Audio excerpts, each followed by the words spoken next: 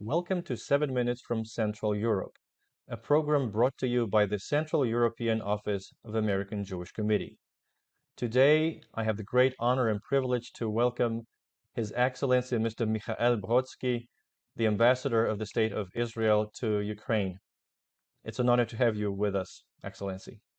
Thank you, Sebastian. It's a great honor to be with you. Of course, the pleasure is ours. And when we last met a few weeks ago, I think we weren't actually anticipating the development in Ukraine, in the east of Ukraine, that we have seen over the last 2 or 3 days. And of course, what I have on mind is Ukraine's counteroffensive and the fact that it has regained more territory that the Russians had taken since April. So my question would be, do you think that was predictable even a few weeks ago? And what would be your comment for the upcoming weeks? Do you think this will continue? Of course, you spend some of your time in Warsaw, some of your time in Kiev. I'm assuming you have first-hand knowledge, you meet with your Ukrainian counterparts. How would you comment on the latest developments? Well, I think nothing is predictable in this war, including the war itself. No one could predict this war such a big scale before it started, and most of the commentators were absolutely confident that either nothing will happen or something very limited would happen. But eventually, we found ourselves in a broad-scale war which has been going on by now for more than 200 days. And recently, you are absolutely right that the Ukrainians have had some success on the battlefield. But the situation is still unpredictable, and in this war, everything is possible. This is probably one of the lessons that I've learned, that everything is possible and nothing should be taken for granted, and we should be ready for any kind of developments. And in fact, we are ready, and we are constantly on alert and monitoring the situation, including the situation with the Israeli citizens and with the Jewish community in Ukraine. And as I said, the situation is still dangerous and pretty unpredictable. Thank you. Talking about Israeli citizens, um, some of the members of the Jewish community in Ukraine are Israeli citizens, but I'm assuming a majority are not. And a number of them have fled into Poland and some other neighboring countries. What is their situation?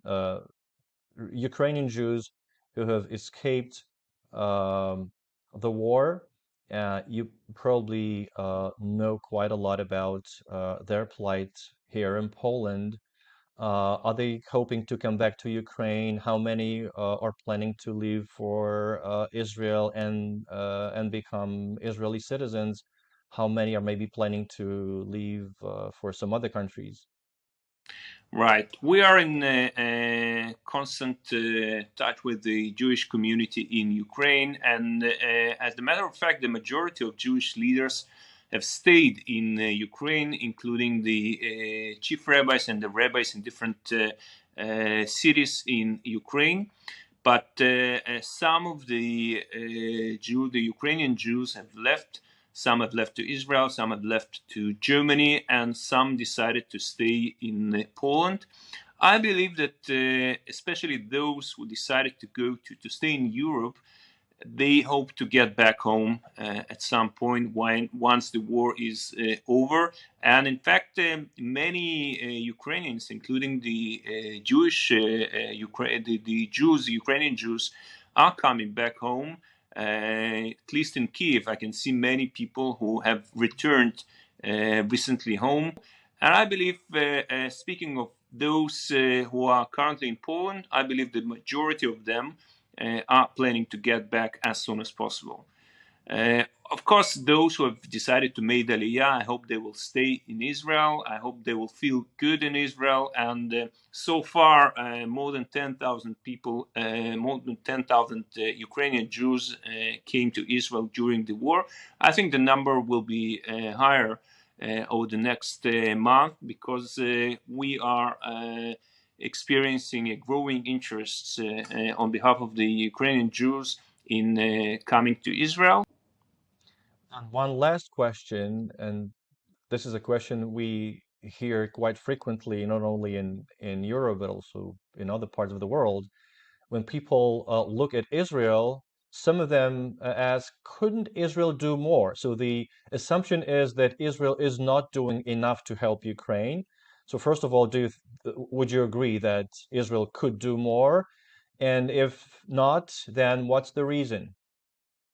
Well, first of all, in such a terrible situation, there is never enough help.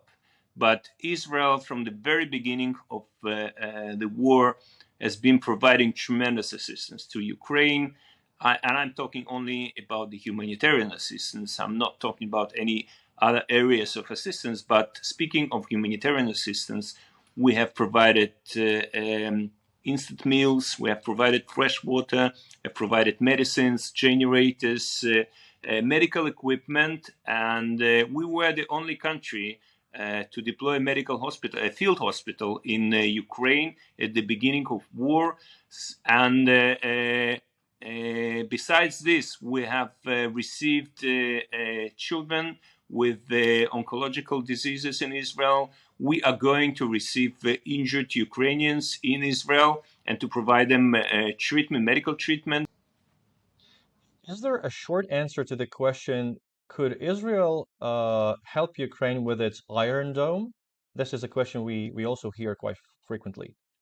Well, I think this question has been addressed already by the Ukrainian defense minister. He said that Iron Dome would be almost useless for Ukraine because the threats are different, and the missiles that are being fired on the Ukraine against the Ukrainian territories are of a totally different type.